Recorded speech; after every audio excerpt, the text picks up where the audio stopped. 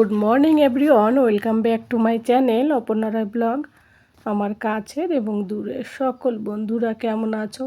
আশা করি যে যেখান থেকে আজকের ব্লগ ভিডিওটি দেখছো সকলে ভালো আছো এবং সুস্থ আছো। আমরাও তোমাদের ভালোবাসা ঠাকুরের আশীর্বাদে বেশ ভালো আছি। রাধে রাধে করে সকালবেলা ঘুম থেকে উঠেছি আজকে আমি 6টা নাগাদ। বাবু সোনা স্কুলে যাবে আর ওই যে প্রতিদিনের মতো কাজ থাকে, তো একেবারে বেড থেকে নাইট ড্রেস চেঞ্জ করে তারপরে এই যে বেরিয়ে পড়লাম লাইট জ্বালিয়ে।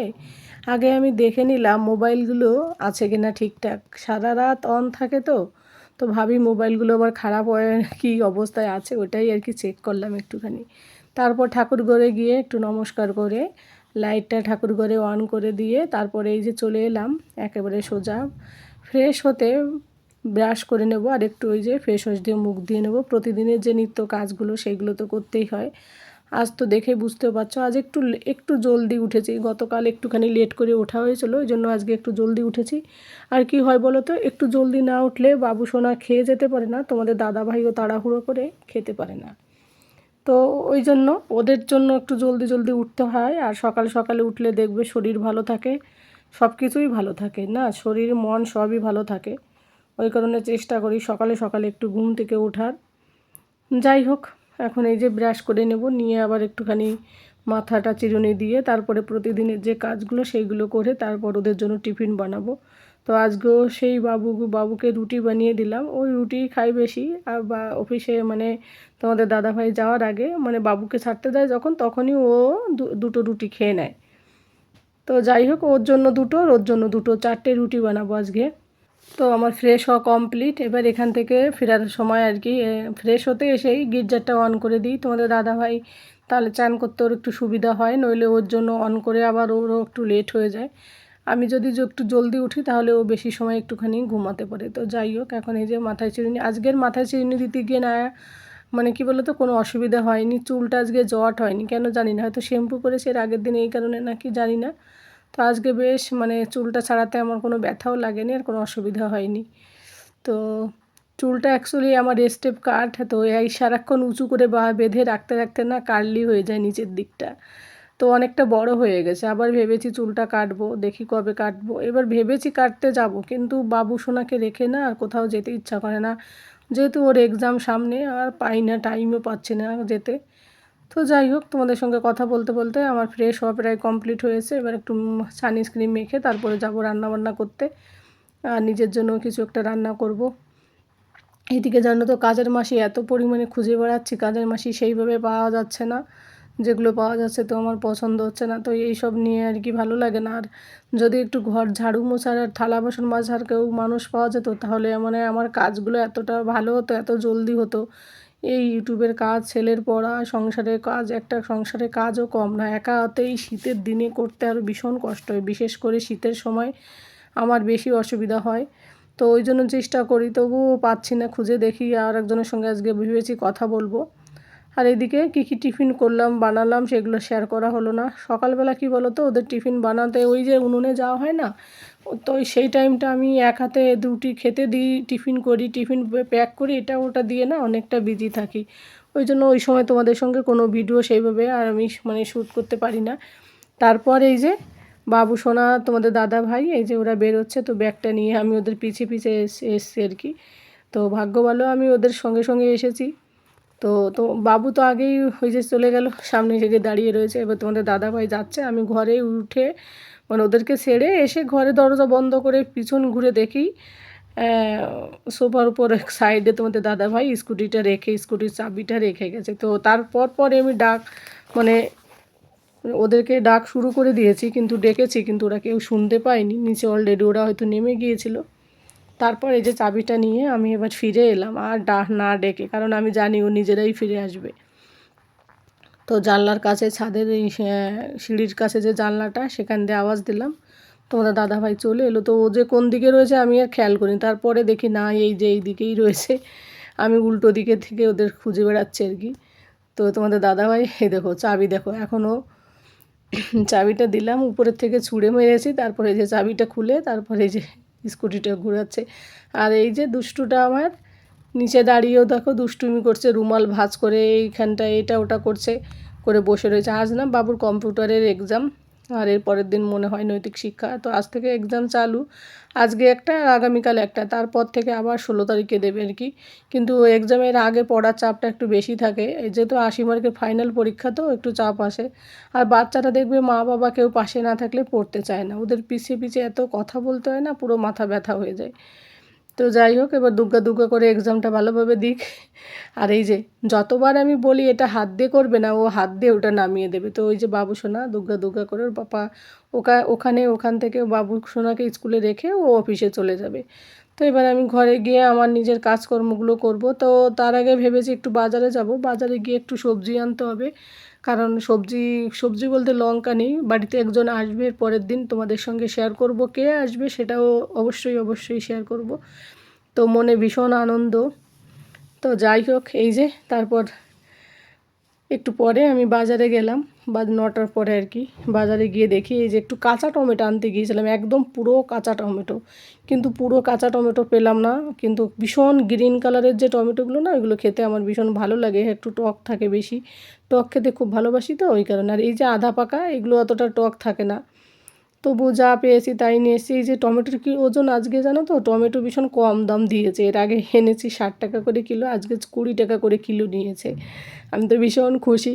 তো টমেটো আমি ভেবেছি একটু সস বানিয়ে রেখে দেবো।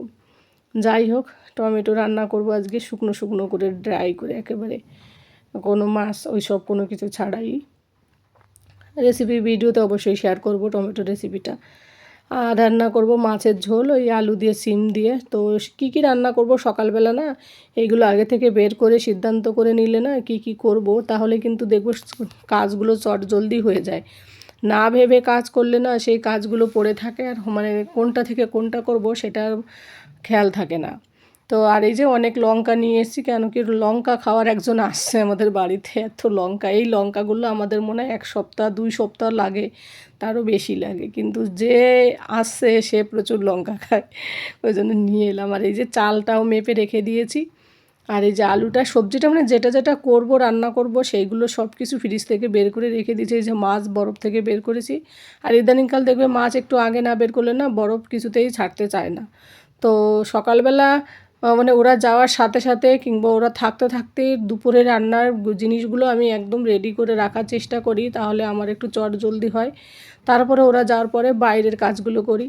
আর এই যে দেখো, আজকে না অনেক দিন পরে সকালবেলা আজকের গরম জল খাইনি, আর ডিমও খাওয়া হয়নি। তোমাদের দাদাভাই হাফ পরোটা রেখে গেছে, বাবু সোনাও হাফ পরোটা রেখে গেছে। ওদের ওইটা খেয়ে আর একটা কলা খেয়ে সকালের ব্রেকফাস্ট হয়ে গেছে, সেগুলো শেয়ার করিনি, ওই জন্য জল খাওয়া হয়নি। তার জন্য আমি একটুখানি মাঝখানে দুধ চা খেয়ে নিলাম। তারপর রান্নাবান্না করে একেবারে দুপুরবেলা ফিরে এলাম বন্ধুরা। আর সেরকম কোনো সকালের কোনো ভিডিও শেয়ার করতে পারলাম না। এই যে টমেটো রান্না করেছি, আর এই যে সিম দিয়ে আলু দিয়ে মাছের ঝোল রান্না করেছি, আর এদিকে ভাত রান্না করেছি। এইটুকু ভাত 3 জন মানুষ, তবুও মনে হয় আমাদের বেশি হয়ে যায় জানো তো। তোমাদের দাদাভাই 1:30 বাজে এখন চলে এলো ঘরে, ওকে আগে খেতে দেব, ও খেয়ে দিয়ে 2টোর সময় বাবুকে আনতে যাবে। তো বাবুকে দিয়ে এসে তারপর ও আবার অফিসে বেরোবে। তো ওই জন্য আগে আগে খেয়ে যায়, কারণ বাবুর স্কুল ছুটি হয় 2টোর সময়, তো ওর অসুবিধা হয়, তখন অফিসে যেতে লেট হয়ে যায়। আর এই যে আমার থালা বাসনের পাহাড় হয়েছে, এই পাহাড়টাকে পরিষ্কার করতে হবে। তো তোমাদের দাদাভাইকে ভাত দিয়ে দিচ্ছি, বলছে আমাকে কোনো বাটিতে দিতে হবে না, জলদি সব কিছু যা যা রান্না করেছে থালায় দাও, আমি ওটা খেয়েই বেরিয়ে পড়ব। প্রতিদিন এরকম আসে, আর এই তাড়াহুড়ো করে সকাল দুপুরবেলা খেতে এসে। আর এই যে বাবু শোনার জন্য আমি বসে থাকি, কেন কি বলো তো, ওর পাপাও যদি খেয়ে নেয় আমিও যদি খেয়ে নিই ওর ভালো লাগে না। যদি ওর পাপা খেয়ে নেয় প্রতিদিন বলে পাপার খাওয়া হয়ে গেছে, মানে ও চায় ওর পাপা ওর সঙ্গে, ও যখন খাবে তখন ওর পাপাও থাকুক ওর কাছে। কিন্তু ওই যে অফিসের তাড়ায় ও আর থাকে না, দুপুরবেলা ও খেয়ে দিয়ে আগে আগে বাবুকে দিয়ে এসে বেরিয়ে যায়। তো এ পর্যায়ে যারা যারা আমার সাথে আছে তাদের সকলকে অসংখ্য অসংখ্য ধন্যবাদ আমার পাশে থাকার জন্য, এভাবে আমাকে সাপোর্ট করার জন্য। তো বন্ধুরা, দুপুরের পরে আর কোনো ব্লগ ভিডিও তোমাদের সঙ্গে শেয়ার করিনি, এরপরে ফিরে আসবো একেবারে সন্ধ্যার সময় তোমাদের সামনে। তো চলো, তার আগে দুপুরবেলা খাবার দাবারগুলো কমপ্লিট করে নেওয়া যাক। এই দেখো বন্ধুরা, জামা কাপড়ের ছড়াছড়ি, রোজ জামা কাপড় ধোয়া হয় তবুও ছড়ানো ছিটানো থাকে। আর এই যে দুপুরবেলা ছেলেকে নিয়ে একটু পড়াতে বসতে হয়, তার সাথে সাথে একটু হোমওয়ার্ক মানে থাকে, আবার একটু শুয়ে থাকা হয়। তারপরে এই যে ছেলেকে বলেছি বাবু সোফার পর জামা কাপড়গুলো একটুখানি বেডের এক সাইডে রেখে দে। আর বাবু কি করেছে, সমস্ত জামা কাপড়গুলো দেখো পুরো একদম ব্ল্যাঙ্কেটের উপর রেখে দিয়েছে। কেন কি বলো তো, আজকে ওকে পড়াতে আসবে ওর টিউশনির মাস্টার। তো স্যার এখনও আসেনি, আসবে 5-10 মিনিটের মধ্যে। বাবু শোনাই দেখো তার জন্য আধা ঘন্টা 10 মিনিটের মতো টিভি দেখতে বসেছে। ওইদিকে চা বসিয়ে দিয়েছি আমি। আর এই যে তোমাদেরকে বলেছিলাম যে এই ঘরে একটা খাট কিনেছি, মানে খাট না, চৌকি আর কি। এরা তো খাট বলে, তাই আমারও বেরিয়ে যায়। তো এই যে হচ্ছে সিঙ্গেল, আগে একটা ছিল ওই সাইডে, আর একটা দিলাম। তো তার জন্য এই যে দুটো হলো, বেশ ভাল লাগছে। কি বলো তো, বাড়ি থেকে এলে ভীষণ সুবিধা, এটা কিন্তু খুব জরুরি। তারপরে এই যে বাবু টিউশনি মাস্টার আসে, একটা সিঙ্গেল খাটে কেমন একটা দেখাও যায়, ভালো লাগে না। যদিও এখানে একটু জায়গাটা কম হয়ে গেছে। এইদিকে দেখো, দাঁড়াও দেখাচ্ছি। এইদিকে মাত্র এইটুকু জায়গা থাকলো, এইদিকে মেশিনটা রেখেছি, আর ওইদিকে তো ওই যে আলমারি, আর এই যে কিছু টুকিটাকি জিনিস এখানে বক্স করে রেখে দিয়েছি। তো জায়গাটা ঘরের একটু কমে গেল, কিন্তু অসুবিধে নেই, একেবারে যে কম হয়েছে তা না, কিন্তু বেশ ভালো হয়েছে খাটটা নিয়ে আসার জন্য। তো চলো বন্ধুরা, চাটা আগে খেয়ে নিই। তোমাদের দাদাভাই যদিও বলছে চা খাবে না, অফিস থেকে ওখান থেকে চা খেয়ে আসবে। ওখানে এত চা খায় না, বাড়িতে এসে খেতে চায় না। তাছাড়া ওর চায়ের প্রতি অতটা নেশা নেই, কিন্তু তবুও অফিসে অনেকবার চা হয় ওর কাছে। ওর ওখানটায় মিটিং হয়, এটা ওটা হয়। তো তো বাবু সোনাকে আর আমি একটু দেবো। বাবু সোনাকে ইদানিংকাল আবার একটু চা দেওয়া হচ্ছে। ওর যে একটু একটু খুসখুস করে কাশি হয়, তো সন্ধ্যাবেলা একটু, বাচ্চাদের যদি চা খাওয়া ঠিক না, তাও সন্ধ্যাবেলা একটু মাঝে মাঝে দিই। তো চলো তাহলে চাটা ছেলে আর মা খেয়ে নিই। তো বন্ধুরা, বাবুর জন্য এই যে ওরিও বিস্কুট আর একটুখানি চা দিলাম, আর আমার জন্য আলাদা করে। আর তারপর একেবারে সন্ধ্যাবেলা এলাম, তোমাদের দাদাভাই চলে এলো, হালকা কিছু গ্রোসারি যেগুলো দরকার ছিল সেইগুলো নিয়ে এলো। বললাম অল্প কিছু নিয়ে এসো, পরে একদিন রিলায়েন্স মলে গিয়ে নিয়ে আসা হবে। তো যাই হোক, এই যে নিয়ে এলো যেটা আর কি। পরের দিন বলতে আমি আর যাব না, কারণ আমি গেলে বাবুর পড়া নষ্ট হবে। তোমাদের দাদাভাইকেই বলেছি 2-1 দিনের মধ্যে তুমি রিলায়েন্সে গিয়ে কিছু জিনিস নিয়ে এসো, কারণ এখান থেকে সব কিছু ভালো করে পাওয়াও যাবে না। আর মলে গেলে কী হবে, সামনে থাকবে, ওর যেটা মানে মনে হবে সেটা সেটা ধরে নিয়ে চলে আসতে পারবে ওই কারণে। আর কোনো কিছু নিয়ে এলে এই যে বাবু সোনাই প্যাকিং করবে, খুলবে সব কিছু, কলা, ডাল, চা পাতা, আটা, আলু এইসব নিয়ে এসেছিলো আর কি। তো যাই হোক বন্ধুরা, আজকের ব্লগ ভিডিওটি তোমাদের কাছে কেমন লাগলো অবশ্যই কমেন্ট করে জানিও। সকাল থেকে পুরো সন্ধ্যা অবধি সংসারের কাজ, শীতের দিনে সবটা কিন্তু এইভাবে আমি ধাপে ধাপে মানে একদম ভেবে চিন্তে প্ল্যানভাবে কাজ করি। তো বন্ধুরা, আজকের ব্লগ ভিডিওটি আর বেশি বড় করব না। যে যেখান থেকে দেখছো সকলে ভালো থাকো, সুস্থ থাকো এবং সাবধানে থাকো। আর আমাকে এতটা সাপোর্ট করার জন্য তোমাদের অনেক অনেক ভালোবাসা এবং অনেক অনেক ধন্যবাদ। তো আজ এই পর্যন্তই, পরবর্তী কোনো ব্লগে দেখা হবে। Tata, bye bye, good night.